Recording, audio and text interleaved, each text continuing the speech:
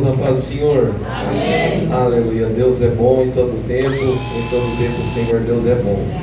Se os irmãos podem, aproveitando que os irmãos já estão sobre os pés, abra comigo a sua Bíblia, Evangelho de João, capítulo de número 4. Deus é bom em todo tempo. E a misericórdia do Senhor, ela dura para sempre. O Evangelho de Jesus, segundo escreveu João, capítulo de número 4. Nós iremos fazer menção apenas do versículo de número 7 para a nossa meditação e reflexão esta noite. Enquanto você procura, eu quero louvar a Deus, a vida do pastor Adilson, sua casa, do pastor Flávio, e dos demais pastores. Pastor Vinícius, Deus abençoe pelo convite, é uma honra estarmos aqui. Nós trazemos um carinho, um abraço ao nosso pastor Leandro Bueno, aos irmãos. Hoje a minha família também está. E o Senhor é bom. Quem achou o texto, diga amém. Amém. Evangelho de João, capítulo de número 4, verso de número 7. Vai dizer assim a palavra de Deus. Verso 7. Então veio uma mulher de Samaria para tirar água. Podeis tomar assento. Deus os abençoe. O Senhor é poderoso e a sua misericórdia ela dura para sempre. Meus irmãos, quando nós estamos lendo o contexto do Evangelho de João, nós estamos podendo observar e ver o cuidado de Deus para com uma nação. A palavra de Deus ela vai declarar e nos dizer agora que justamente os 4 evangelhos vêm demonstrar características que justamente Cristo vai possuir. A palavra de Deus vai declarar para os nossos corações que justamente Ele vai ser apresentado como rei, profeta, servo e sacerdote. Quando nós estamos observando o livro do Evangelho de João, no seu capítulo 1, nós estamos vendo aquele que está sendo apresentado como aquele que estava no início de tudo. A palavra do Senhor vai dizer que justamente o Verbo se manifestou na criação e Ele estava na criação. A palavra de Deus ela vai dizer que após Deus ter feito e criado o homem, aleluia, nós observamos que agora Deus ele possui um projeto, e o projeto era que o homem cultivasse e cuidasse daquilo que Deus assim havia dado com tamanha propriedade, com tamanha alegria. Mas quando nós observamos alguém que está dentro do jardim, quem está dentro do jardim não está preocupado com o que está acontecendo do lado de fora. Quem está dentro do jardim está convivendo com um ambiente de alegria e de esperança do lado de dentro. Mas quem está longe deste ambiente não consegue estar satisfeito com quem está dentro de um ambiente de esperança. A palavra de Deus ela vai declarar e dizer que justamente o projeto do adversário era afastar o homem da finalidade de adorar ao Senhor. A Bíblia vai dizer que agora o homem peca porque come do fruto, sendo que Deus tinha toda a propriedade de sabedoria para dar ao homem. Me faz entender que justamente alguém que está tendo a oportunidade de ter sabedoria dada por Deus, agora tem um anseio de conviver justamente por uma falsa mentira, de acreditar que justamente comendo do fruto viverá para sempre, sendo que estando no centro da vontade de Deus, viverá com Ele eternamente. Alguém que passa a entender o projeto e entende a finalidade de Deus, vai nos dizer a palavra que agora justamente a serpente que vai ser instrumento vai sofrer uma reação. O homem sofre a reação e a mulher também sofre a reação, e Deus não sofre a reação. Deus já sabia que o homem iria pecar, mas a finalidade de Deus justamente é demonstrar a sua finalidade de misericórdia.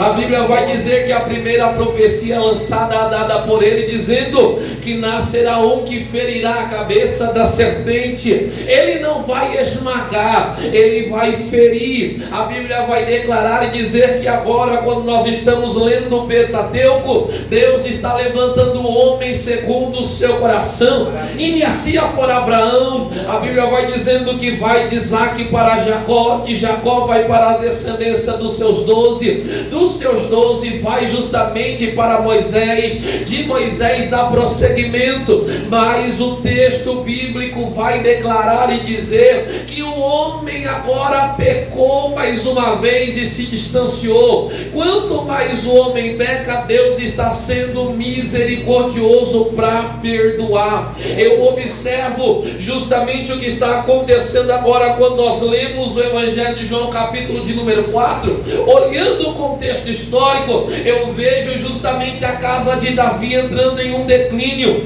Davi está chegando aos fins dos seus dias. Eu imagino a sua consciência já não sendo a mesma como era de antes. Eu imagino a sua estrutura corporal já não sendo mais a mesma como era de antes. Mas eu vejo justamente alguém que está frágil, mas o seu intelecto ainda tem sabedoria para transmitir. Eu observo Salomão em desenvolvimento, Roboão aguardando o pai falecer para tomar o reinado, mas a Bíblia vai dizer que Deus ele ainda cumpre promessa e finalidade.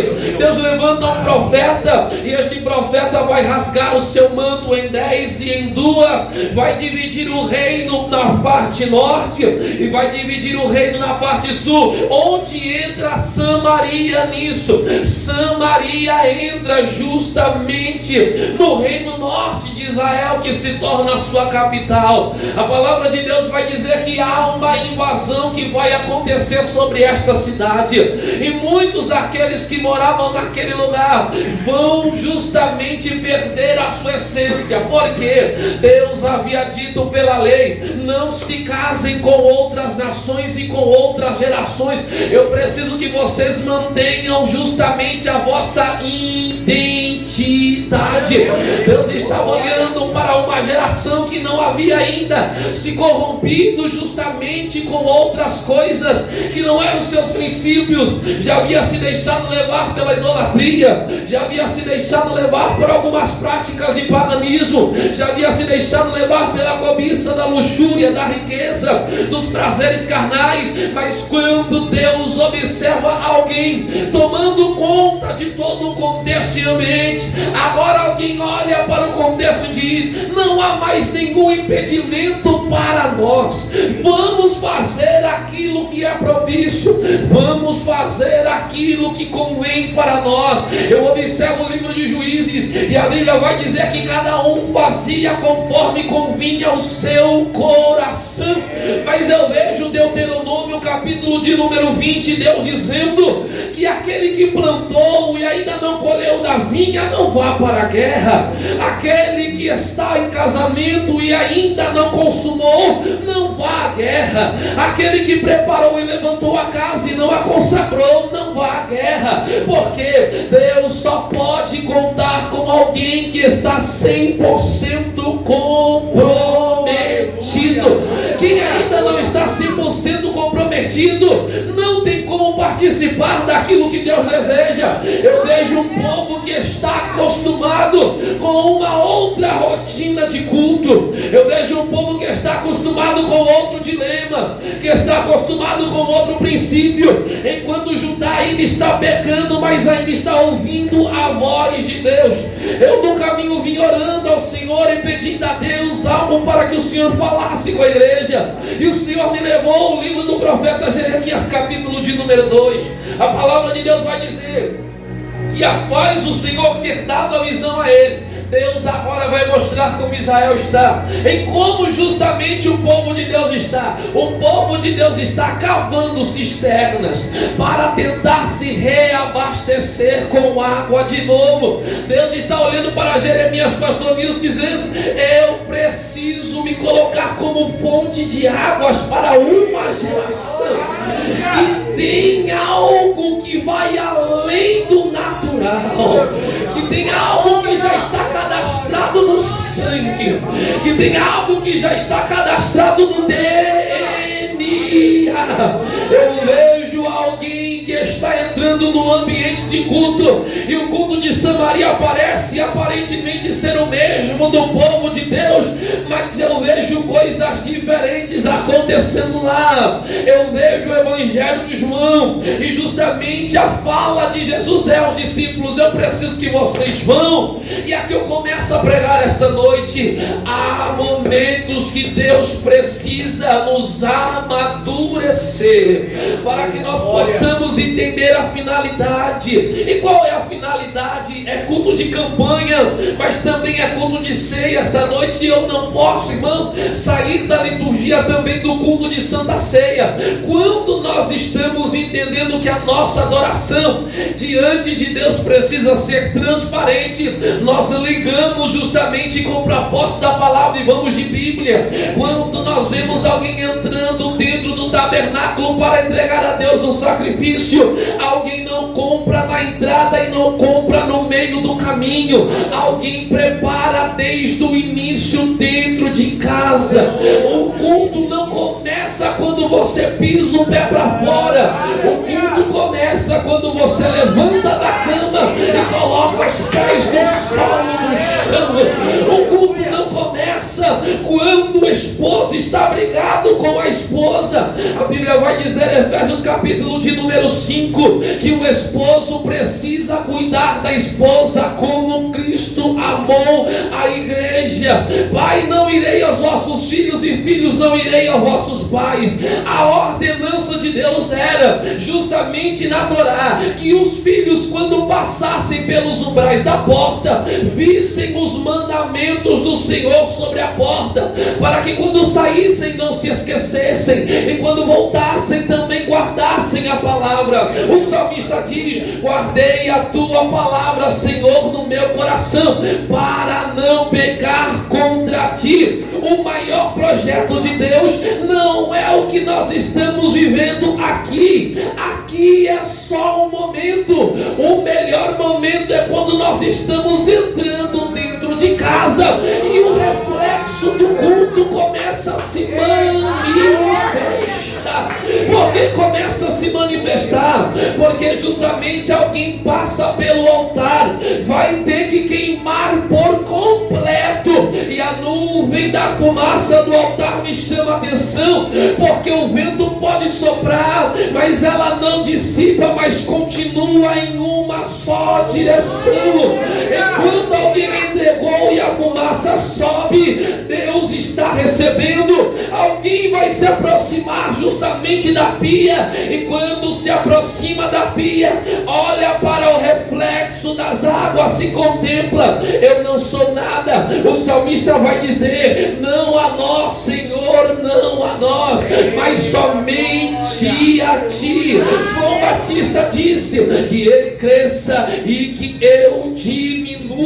O que está acontecendo neste contexto no capítulo de número 4? Enquanto Jesus está discipulando os seus discípulos, Jesus sabe que a natureza carnal é alguém observar um homem e uma mulher conversando e pensar: algo está acontecendo, um flerte está acontecendo. Mas Jesus, sendo sábio, vai utilizar da melhor maneira. Afasta quem não tem um entendimento espiritual saudável. Porque filho mais velho, quando vê filho mais novo ganhando alguma coisa, sente ciúme.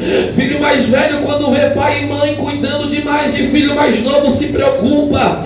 Filho mais velho, quando vê pai e mãe, aleluia, ombreando demais filho mais novo, alguém se preocupa e diz: está cuidando mais do que de mim, ama mais ele do que eu, ama mais ela do que eu. Prova disso na Bíblia para nós é que enquanto Esaú está caçando, Jacó está sendo preparado do lado de dentro da casa por alguém que possui sabedoria.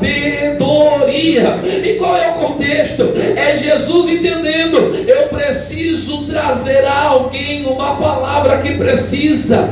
E qual é a palavra que precisa? Alguém está cultuando da maneira errada, pensando que precisa estar aqui para adorar. Mas o melhor momento é que Jesus chega e aproveita a oportunidade, e o Evangelho vai dizer: aonde estiver um, dois ou três reunidos É o que Paulo vai dizer em Coríntios, capítulo de número 11, quando ele vai dizer à igreja: nós precisamos ter uma análise de consciência. E qual é a análise de consciência? Quem tem fome vai comer em casa, mas quem está saudável espiritualmente aguarda quem está para chegar. Eu vou repetir para você entender. O que Jesus está preparando é alguém que está com a mente totalmente minada em diversas áreas. Alguém que está acostumado com o contexto de reprovação. Alguém que está acostumado com o contexto de não convivência. E quando Jesus se aproxima justamente para mostrar a convivência que Ele pode trazer. Aleluia! A palavra de Deus vai dizer que Ele é o caminho, a verdade e a vida, e ninguém vem ao Pai se não for por Ele. Por que por Ele? Porque Ele é o meio de acesso. O meio de acesso que nós estamos entendendo é o que Paulo vai dizer a Tito, que desde a eternidade o Evangelho já estava preparado. O projeto de Deus era que desde a eternidade o Cordeiro teria que se entregar. Por que o Cordeiro teria que se entregar? Porque enquanto alguém está se recordando do passado, recorda-se de Jacó para aquilo que o Jacó fez e os seus feitos de sua história. Mas alguém acaba se esquecendo de algo. A geração de Jacó passou, mas antes da geração de Jacó chegar, ele é e continua sendo. Eu preciso trazer esse contexto para os dias atuais que nós estamos vivendo. Quando nós olhamos para esse contexto dos dias atuais, nós começamos a contemplar uma geração que está em tamanho desenvolvimento a Deus, pedindo cura, pedindo avivamento, pedindo a Deus transformação, pedindo a Deus uma diferença. Só que está chegando diante de Deus com o seu cântaro preparado para buscar a água, mas não consegue se saciar. Sobe monte, desce monte, faz campanha, fecha campanha, e parece que nada muda. E por que nada muda? Porque nós estamos acostumados a esperar uma reação primeiro do alto para depois reagir embaixo. Só que o culto com Deus é diferente. Não precisa ter reação lá em cima. E por que não precisa? Porque a reação do céu vai dizer ao profeta Isaías: ele está sentado no trono e os anjos estão cantando: Santo, Santo, Santo, Santo, Santo, Santo, Santo, Santo, Santo. Já vai declarar que enquanto Deus estava criando, os anjos estavam adorando. E sabe o que me chama a atenção aqui? É que enquanto eu estou olhando para a cruz, eu vejo a vertical e a horizontal, e eu vejo algo acontecendo. O culto nosso está como de Asaf. Os nossos pés precisam estar firmados ao chão, e a nossa mente precisa estar ligada nas coisas de cima. Paulo vai dizer: não vos preocupeis com as coisas da terra, mas que a vossa mente esteja ligada nas coisas do alto. E por que do alto? Porque enquanto eu estou caminhando por um propósito, Salmo de número 121 vai dizer: eu elevo os meus olhos para o monte, de onde me virá o socorro? É alguém dizendo: eu poderia confiar nas minhas próprias estratégias, eu poderia confiar nas minhas próprias, aleluia, eita Deus querido, instrumentalidade, mas quando eu olho para Ele, eu ainda vejo livramento. Quando eu olho para Ele, eu vejo restauração. É Deus olhando para uma mulher através da vida do seu filho Jesus e observando o contexto de alguém que aparentemente por fora está completo, mas está rachado. E qual é o perigo de aparentemente por fora estar completo, mas por dentro estar rachado? Só conhece justamente da fonte quem abriu. Só conhece da fonte quem já abriu. E para conhecer a estrutura de vazamento, irmão, só quem mexeu nela primeiro para saber. Jesus está observando a motivação que ela possui, e o único pedido dele é para que ela possa lhe dar um pouco de água. Só que a estratégia de Jesus é justamente aquilo que está trazendo recordação a ela no propósito da Torá. Qual foi o desejo do povo diante de Deus no deserto? Senhor, nós temos sede, e Moisés agora justamente vai ter que fazer algo. E qual é o algo? Vai ter que ferir a rocha para que possa dar água. É alguém que está pedindo água, e justamente alguém pega um pouco de madeira e lança a madeira sobre as águas para que a água amarga se transforme em doce. O que Jesus está trazendo a ela é: você viveu tantos períodos da tua vida que o processo foi amargo, que você não provou a verdadeira fonte que traz vida e esperança.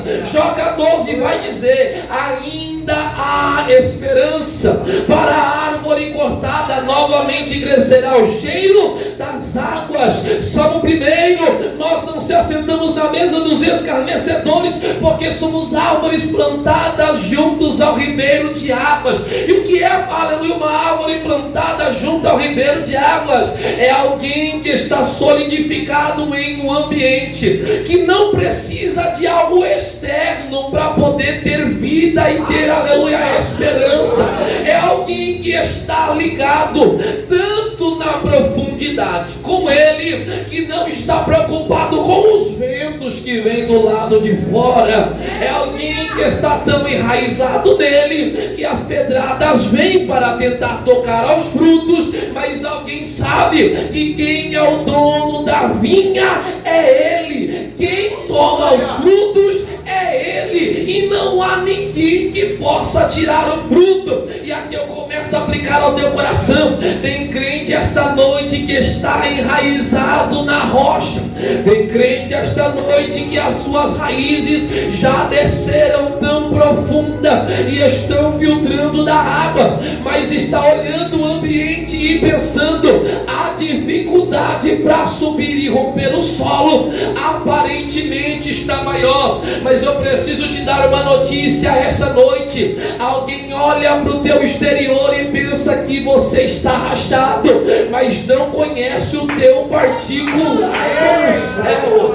Alguém olha para a tua aparência e diz: o irmão está na prova, a irmã está na prova, eu só vejo chorando, eu só vejo lutando, eu não vejo nenhum testemunho de alegria. O carro não muda, a casa não muda, a roupa não muda. Mas alguém se esqueceu que antes de mudar o externo, Deus está mudando o interno.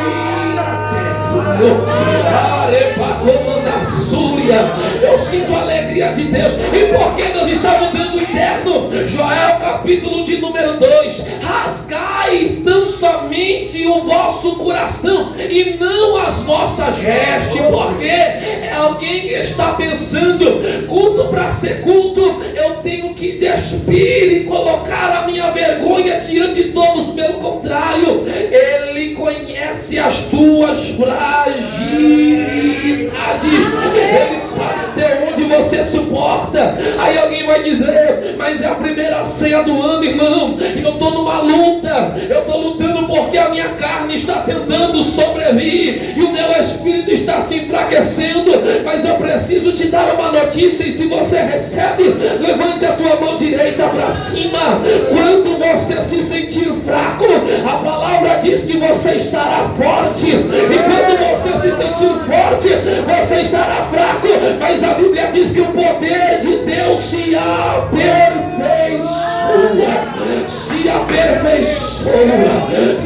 aperfeiçoa nas nossas fraquezas.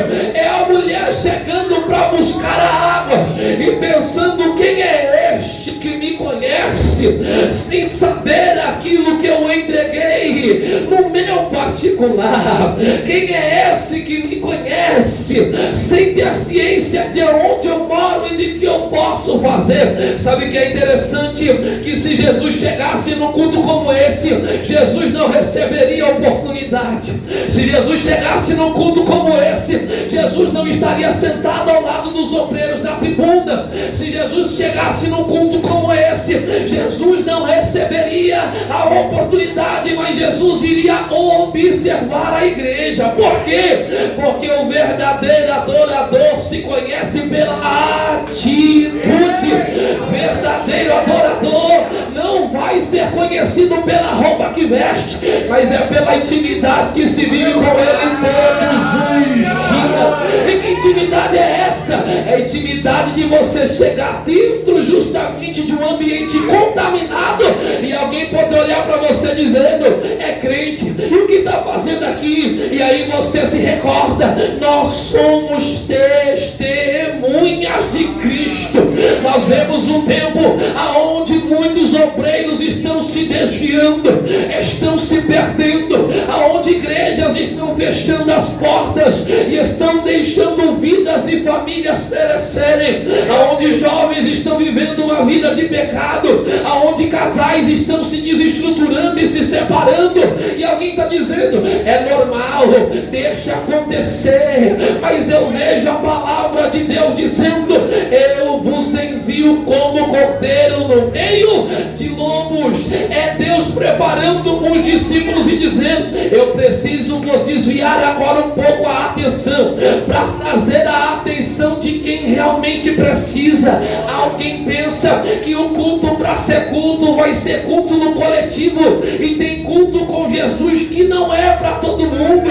Tem culto com Jesus que é apenas para uma pessoa. Eu vou repetir: vai ter culto que não vai ser para todos, mas vai ser para um, e eu te provo na Bíblia. É alguém que está esperando tudo terminar, trabalhou o ano inteiro, pega o vaso de azeite, quebra o gargalo, aleluia, vai justamente se colocar diante de Jesus, vai molhar justamente os pés dele com as suas lágrimas, vai secar com os seus cabelos e vai passar justamente um unguento sobre os seus pés. Filho mais velho vai olhar e dizer: poderia pegar o instrumento e vender e dar aos pobres. Jesus olha e diz: pobres sempre haverás, mas eu estarei convosco por um pouco de tempo. Alguém que recebeu Jesus não o saudou, não lavou seus pés, não o recebeu com honra, mas alguém que não era dono da casa,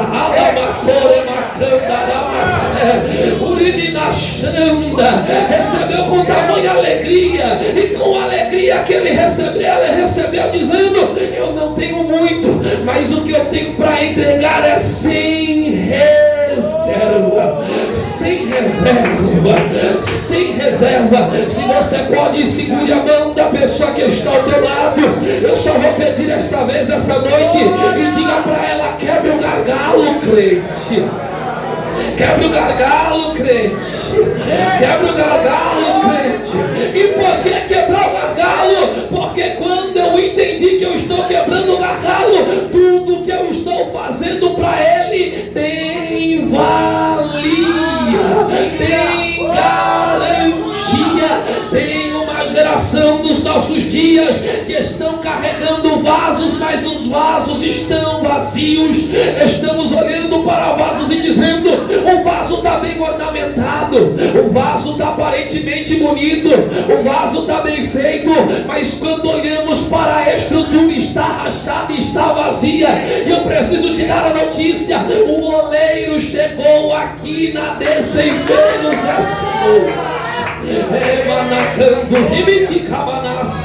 e chegou para fazer o que, pastor Manassés? Chegou para encontrar quem aparentemente estava vazio, quem estava ferido, quem estava sangrando, para segurar na mão de quem está vazio, dizendo: eu não tenho ouro nem prata, mas levante e ande em nome de Jesus. Eu não tenho muito, mas levante e ande em nome de Jesus. É uma geração que não depende de alguém bater na porta para dar pão, porque tem pão guardado de sobra do lado de dentro da casa. Eu posso te dar a notícia, porque culto de ceia eu não posso demorar. Enquanto esta mulher está ouvindo o que Jesus está trazendo, eu imagino a palavra se cumprindo, que ele se faria como fontes de águas vivas. É alguém que está vazia no interno e no externo, sendo preenchida por completo. Alguém vai olhar, aleluia, o que o profeta Joel no capítulo de número 2 vai dizer, que o Senhor derramaria do seu Espírito. Aí alguém vai olhar e dizer, se Deus vai derramar do Espírito, porque Ele não derrama como derramou nos dias de Atos 2? É porque a igreja em Atos 2 estava crescendo na oração, na comunhão e no partir do pão. Era alguém entendendo? Tem crente que está chegando para o culto vazio, e nós que somos fontes precisamos transbordar.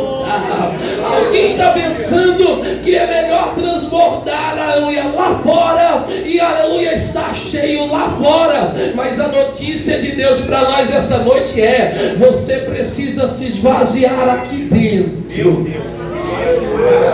Por que se esvaziar aqui dentro? Porque quando a esposa olha para o marido, ela vai dizer: eu vejo o meu reflexo em você. Quando um filho olha para o pai, vai dizer: eu vejo o meu reflexo em você. Por que o reflexo? Porque quem é testemunha é espelho. Quem é testemunha é espelho e não tem mancha.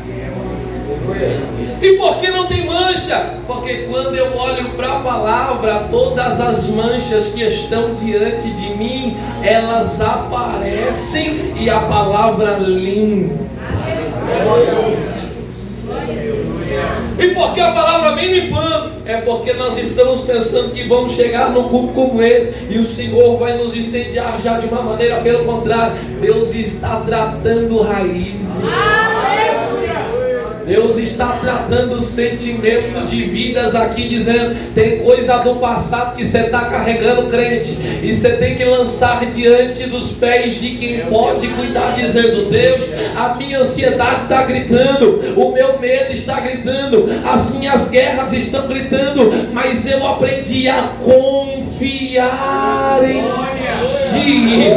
É o inimigo dizendo: eu vou destruir a casa, eu vou destruir a família. Mas alguém dizendo: Deus, eu já passei tempo demais carregando o vaso, aleluia, que era aparentemente para saciar alguém por um período de tempo, mas agora eu não preciso mais carregar o vaso por onde eu vou. Pelo contrário, eu vou carregar algo que continuamente dentro de mim vai se multiplicar, vai se multiplicar. Alguém pensa que descer na oração é ouvir apenas o que Deus tem a falar e a dizer o que quer rapidamente e sair. Pelo contrário, é alguém que está descendo nas águas da oração e entendendo: Deus, eu estou vazio e eu preciso me encher, mas antes de me encher, me molda de novo, me transforma de novo. E Deus manda eu aplicar isso à igreja. Deus irá ressuscitar de volta o primeiro amor que existia dentro do teu coração, o desejo de servir ao Senhor com alegria. Ele vai voltar. E como vai voltar? É porque você está como Pedro, saiu da segurança do barco, está indo em direção às águas, caminha, mas está sendo batizado pelas águas da angústia e está pensando que vai naufragar e vai morrer. Mas eu preciso te dar a notícia: a melhor garantia é que o comandante do barco, ele pode até sair do barco, mas ele ainda continua tendo um controle na palma das mãos dele. Oh meu Deus do céu, este ambiente está propício para a presença de Deus. Eu posso dizer uma coisa: alguém chegou nesse culto carregando vaso e dizendo: Deus, o peso está grande, a guerra está grande, eu até estou tentando, eu até estou lutando e estou me esforçando, mas Jesus está dizendo para alguém esta noite: o meu fardo que eu tenho para ti é leve, é suave. Ai, ai, ai, ai, ai. É suave. sabe? Alguém está dizendo, mas irmão, eu estou vivendo evangelho. Evangelho não é peso. Evangelho é entender que quando nós somos convidados a ter um confronto com Ele, Ele se apresenta diante de nós e diz, vai dizer a palavra como disse a Moisés, tira a sandália dos pés, porque o lugar que você pisa é santo. É santo. É alguém entendendo Deus? Então eu cultuei todos os dias da maneira errada. A mulher entende, eu errei, e agora eu posso começar da maneira certa. Nós chegamos num culto como esta, aleluia, desta noite que é ceia, irmão, e nós pensamos diante de Deus, Senhor, será que ainda vale a pena? Será que ainda tem jeito para mim, para a minha história? Será que o teu projeto ainda vai continuar? E a resposta de Deus para alguém é: alguém pode pensar do lado de fora que está vazio, mas esqueceu que o trabalhar de Deus é silencioso. Ai, irmão, porque o trabalhar de Deus é silencioso, porque Jeremias está entendendo, ninguém investiria um terreno que não tem valia e não tem garantia. Deus investe na onde ninguém dá nada, na onde ninguém dá credibilidade, na onde ninguém gostaria de investir. É quem não tem, é quem não sabe, é quem o mundo menospreza, que Deus olha e diz, é esse e é essa que eu quero levantar. E por que é este que Deus quer levantar? Porque Deus usa as coisas loucas deste mundo para confundir as sábias. E eu posso te dar a notícia, você está recebendo a palavra que sai deste altar hoje, e a palavra vai provocar efeito na tua casa no dia de hoje ainda. Por quê? Porque mães vão passar esta noite a cuidar melhor dos seus filhos do que já cuidavam. Pais vão cuidar melhores do seu lar como já cuidavam. Por quê? Porque alguém entendeu, eu preciso declarar todos os dias, eu e a minha casa serviremos ao Senhor.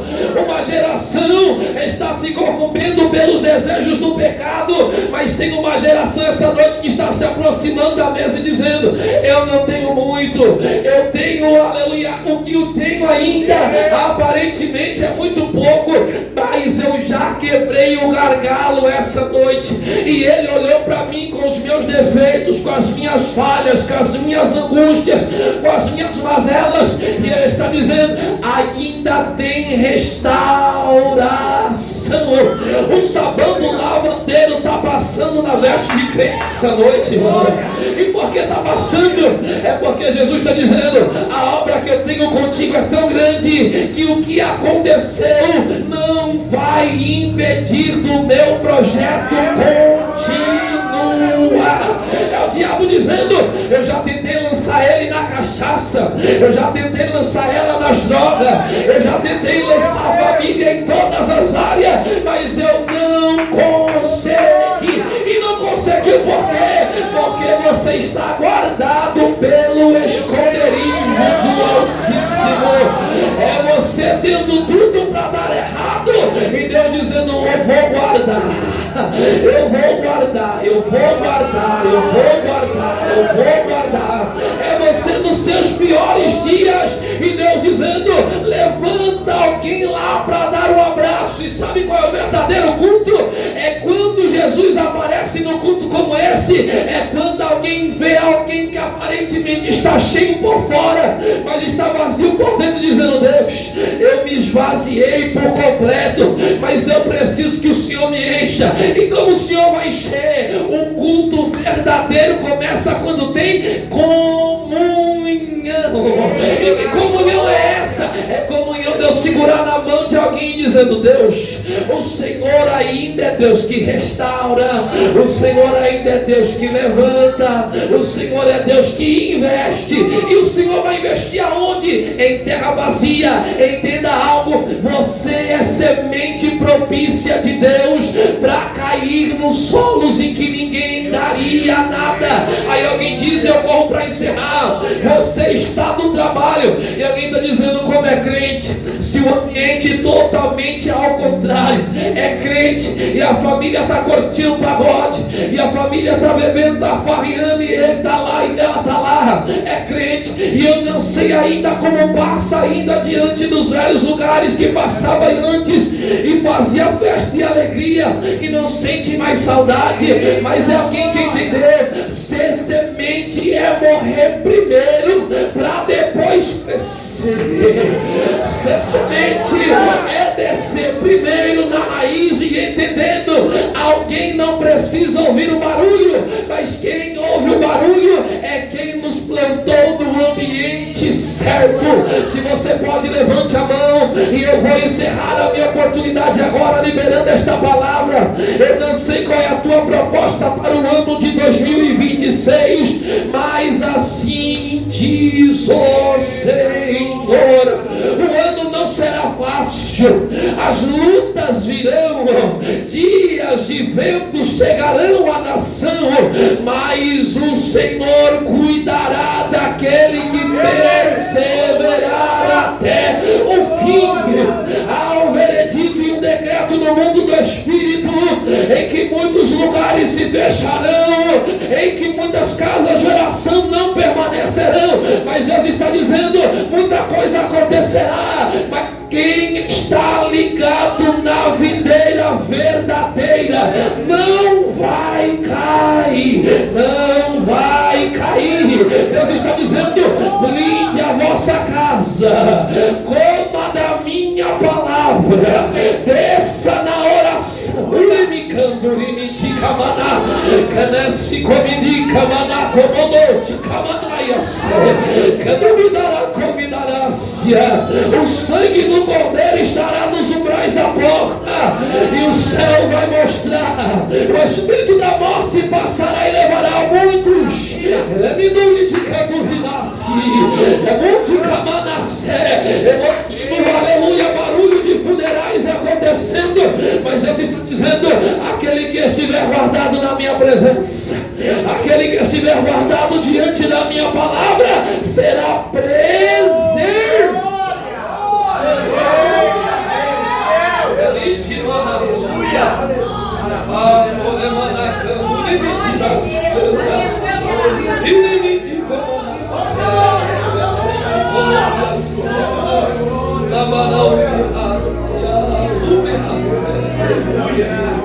Deus é aquele que guarda, Deus é aquele que ama a sua noiva. Cantares diz, eu sou do meu amado e o meu amado é meu. E nós como igreja, irmãos, precisamos entender, por mais que os dias sombrios ainda virão, nós somos lâmpada. Por mais que os dias dificultosos virão, nós somos remanescentes. Que você possa sair daqui esta noite com o coração abastecido, entendendo que Deus ele tem uma finalidade grande demais para a tua vida e você não pode parar. Você precisa continuar e prevalecer.